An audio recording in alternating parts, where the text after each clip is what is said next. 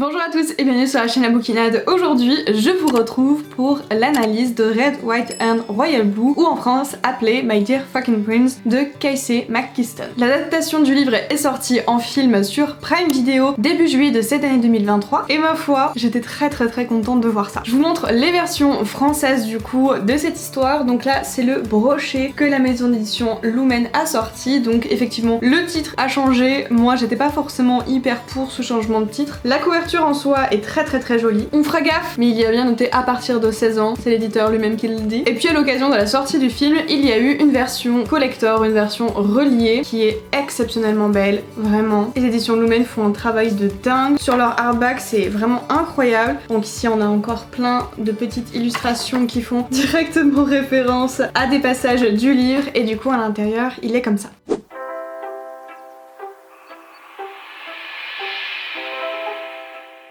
Mais du coup, si vous débarquez sur la chaîne et que vous ne m'avez jamais encore entendu parler de ce livre et du coup du résumé de cette histoire, je vais vous le faire. Dans cette histoire, nous avons deux personnages principaux, Alex qui est le fils de la présidente des États-Unis qui est en pleine réélection, et de l'autre côté nous avons Henry, le petit-fils de la reine d'Angleterre, donc le prince de Galles. Tous les deux ne se supportent pas du tout, c'est vraiment la guerre entre les deux, et ils vont être amenés à avoir plusieurs événements en commun où ils vont devoir s'y rendre, etc. jusqu'à ce qu'un dérapage énorme ait lieu. Cette scène est mythique. Les médias vont s'emparer de cette histoire, vont prendre des photos et vont vraiment faire mauvaise presse pour le coup sur la relation qu'il y a entre les deux, même si elle n'est vraiment pas hyper positive, c'est pas tout tranquille quoi entre les deux. Sauf que ça ne va pas plaire ni à la famille de la présidente des États-Unis, ni à la famille royale d'Angleterre. D'un commun accord, il va être convenu que les deux se retrouvent à certains événements, qu'ils soient photographiés, et que bien sûr on y voit une très belle entente et une très belle alchimie entre les deux personnes. Et peut-être qu'à ce moment-là, les choses entre les deux pourraient changer. Voilà en ce qui concerne l'histoire du livre.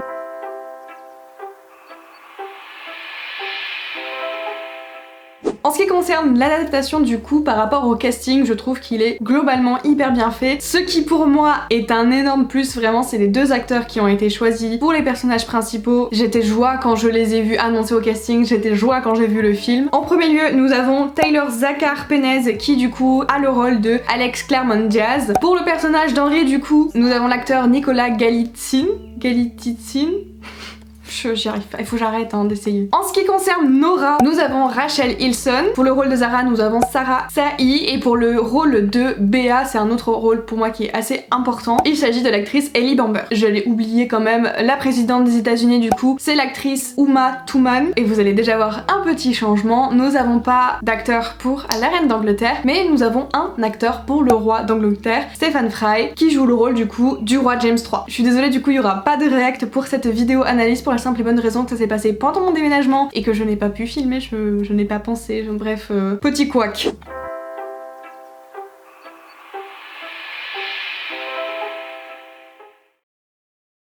Je t'ai envoyé au mariage royal avec des instructions on ne peut plus simples. Ne pas provoquer d'incident international. Comment ça va? Tu as fait un certain nombre de choses stupides dans ta vie, mais ça c'est... La cerise sur le gâteau? C'est Henry qui m'a bousculé. Et j'aurais très envie de faire comme le prince. Ce que j'attends de toi, c'est que tu répares les pots cassés à l'ancienne. La Maison Blanche Et le palais vont publier une déclaration commune. Oh, il manquait plus que ça. Déteste le prince Henri si tu veux. J'ai plus de followers que toi, je tiens à ce que tu le saches. Tu portes des talonnettes. Je sais tout, mon chou. Mais devant les caméras, t'as intérêt à faire comme si le soleil sortait de son cul et inondé de vitamine D. Qu'est-ce que tu comptes faire pour que le monde sache que nous sommes amis? J'adore traîner avec ce gars. Rien ne nous oblige plus à nous revoir. T'es attendu à ma fête du réveillon. J'ai fait quelque chose qu'il fallait pas? Est-ce que tu t'es déjà demandé qui tu serais si tu étais quelqu'un d'anonyme? Je comprends rien à ce que tu racontes. T'es vraiment pas finot. Non, c'est Va pas falloir ce que je voulais dire. redescendre, Ce que votre j'essayais, majesté. C'est votre Altesse Royale. Cher Alex, tu me manques. Bonjour. On est dans un hôtel rempli de journalistes. Et si quelqu'un vous voit quitter cet hôtel, je brexite votre tête de votre corps. Votre Altesse Royale. Il faut que tu sois sûr que tes sentiments pour lui sont profondément sincères. Est-ce que tu l'aimes? Qu'est-ce que ça changerait si c'était le cas? Le prince Henri appartient à la Grande-Bretagne. On peut trouver une façon de s'aimer, notre façon à nous. C'est comme si j'avais une corde accrochée autour du torse qui me tirait vers toi. Avec un peu de chance, nous passerons la soirée sans scandale. La soirée ne fait que commencer. Et du coup, on va directement passer à la partie des différences entre le roman et le film.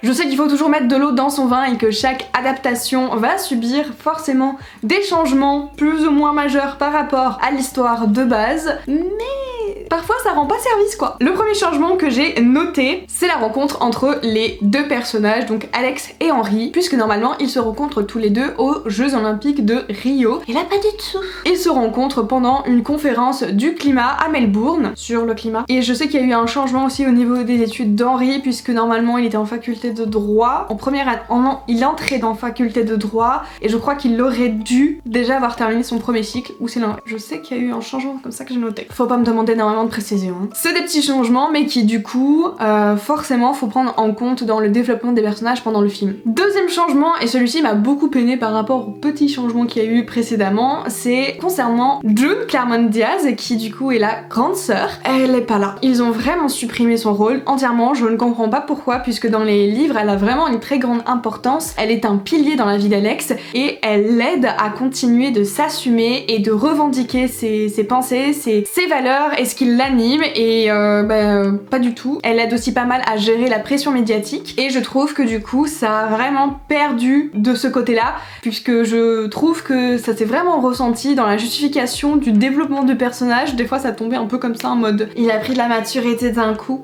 Bien sûr, c'est comme la flécochette qui passe le soir. Et elle va même jusqu'à prétendre à sortir avec Henry pour pas qu'on soupçonne la relation entre Alex et Henry. Enfin du coup là ça n'y était pas du tout, et je trouve que c'était un arc assez important. Troisième point que j'ai noté, c'est qu'il y a à aucun moment la mention entre la relation entre Nora et Henry. Effectivement, ça c'est pas quelque chose qui m'a gênée, parce que ça n'a pas tant perturbé pour moi le fil conducteur de l'histoire. Quatrième changement, je vous l'ai un petit peu dit quand même précédemment, c'est par rapport au roi James, puisque normalement nous avons pas tellement sa présence, mais nous avons surtout la présence de la mère Catherine, la mère d'Henry, et là elle n'est pas du tout là. Elle a du coup été remplacée par le roi Stephen, l'acteur. Bref, mais je pense que c'était peut-être pour éviter les comparaisons avec la famille royale d'Angleterre, mais c'est surtout que le personnage du roi du coup dans le film joue le rôle de Marie. Ça a pas du coup de changement de ouf, mais je sais pas, ça m'a fait quand même un petit peu bizarre, mais je peux comprendre quand même ce changement là est plutôt bien justifié. Cinquième changement que j'ai noté, c'est que dans le roman on découvre du coup les luttes antérieures du personnage de Béa, qui dans le film concrètement fait figuration.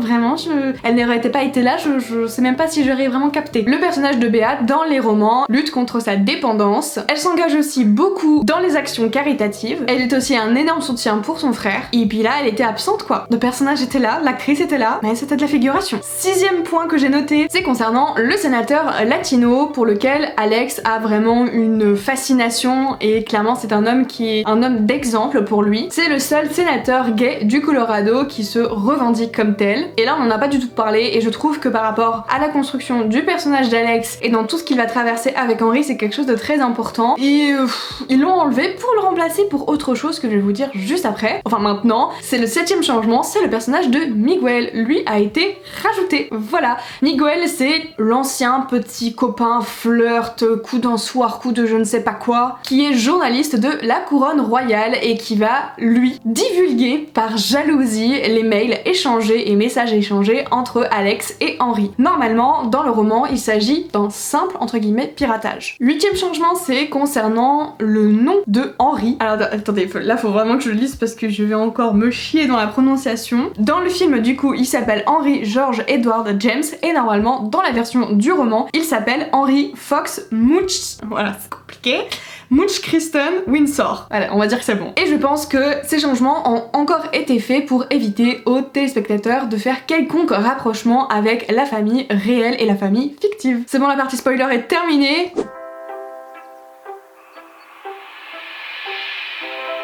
En ce qui concerne mon avis global de cette histoire, je suis vraiment très mitigée. Pour moi, ce qui a sauvé la donne, c'est les deux acteurs qui ont incarné superbement bien les deux personnages d'Alex et Henry. Pour moi, ils ont été très touchants, ils ont vraiment eu ce dynamisme. Alex est ce personnage très extraverti, Henry est beaucoup plus introverti et a beaucoup plus peur de pouvoir s'affirmer à la face du monde, au vu de la pression qu'il ressent, que ce soit de sa famille et du monde entier, ainsi que de la presse qui est extrêmement chiante. Mais ça reste un film où on pleure, on rit, on vibre, on est fanatique devant ces personnages. Mais les changements qu'il y a eu, ces rajouts de personnages, des suppressions de personnages, je n'ai pas compris. Ce que j'aime avant tout dans cette histoire, c'est la lutte contre cette société hétéronormée qu'on a. Ça continue et ça contribue pour moi à lutter dans le bon sens et à montrer que quelconque pression que tu as, tu peux t'aimer et tu peux aimer qui tu veux. Mais il y avait d'autres sujets qui étaient assez importants pour moi, comme la dépendance qui est vraiment un sujet très commun dans ces familles d'élite. Le personnage aussi de la présidente était un petit peu effacé pour moi, même si on a cette fameuse soirée pizza, c'est le seul moment où je l'ai vraiment vu incarner son rôle. Et un autre sujet pour moi qui était assez important, c'est le sujet de la famille. Alors certes, on les voit quand même unis, il n'y a pas la mère d'Henry, la sœur d'Alex n'est pas là, alors que tous les deux ils sont vraiment connus pour faire les 400 coups dans la Maison Blanche, et du coup je trouve que ça manque dans l'histoire des deux personnages principaux. Je vous recommande quand même de voir ou de lire Red, White and Royal Blue pour tous ceux qui recherchent une romance moderne, intelligente, pleine d'honnêteté. Clairement c'est un film qui va vous faire ressentir une gamme d'émotions immense, et en ce qui concerne le choix des musiques, la colorimétrie, etc., je n'ai rien à redire. C'était spectaculaire, j'ai adoré la scène au musée, enfin les scènes au musée, je crois que ça fait partie de mes scènes préférées, avec la scène du gâteau. Vraiment c'est des scènes que je trouve tellement belles et tellement bien réalisées. Mais si je peux vous donner un conseil, lisez le livre avant de voir le film, rien que pour les sujets que je vous ai évoqués qui n'ont pas été suffisamment traités à mon goût. Et si jamais vous n'avez pas envie de le lire en papier, vous inquiétez pas, il y a aussi le livre audio. Voilà, c'est comme une série. J'espère que vous passez une bonne semaine des 25 000 abonnés, puisque sur toute cette semaine je publie une vidéo par jour, c'est du taf, mais franchement ça me rend tellement heureuse. Merci beaucoup de votre soutien et nous on se retrouve demain pour une prochaine vidéo. Bye!